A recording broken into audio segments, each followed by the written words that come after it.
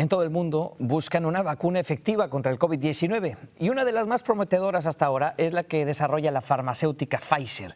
Un paciente que participó en las primeras 2 fases de prueba nos contó que, a pesar de los efectos secundarios leves, él tiene mucha esperanza. Lourdes Hurtado platicó con él.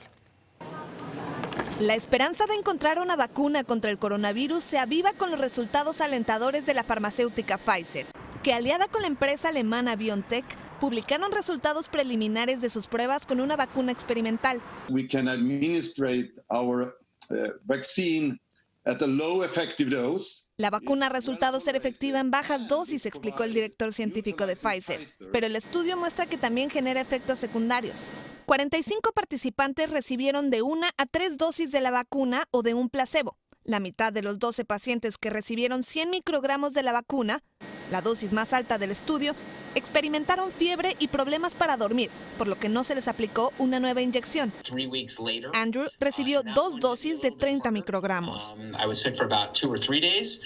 The fever was a little higher, but certainly manageable when you think about what COVID is all about and how scary it is.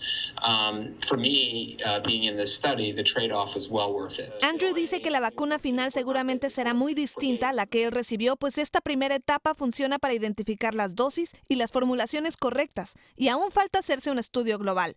Pero estos primeros resultados son buenas noticias. Se vio una muy buena respuesta inmune, incluso mejor comparada con aquellos pacientes que ya tuvieron COVID. La compañía asegura que tienen la capacidad para fabricar 100 millones de dosis para fines de este año y 1.200 millones para finales de 2021.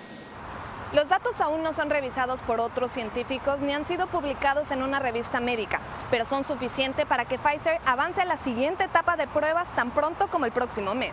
Lourdes Hurtado, Noticias Telemundo.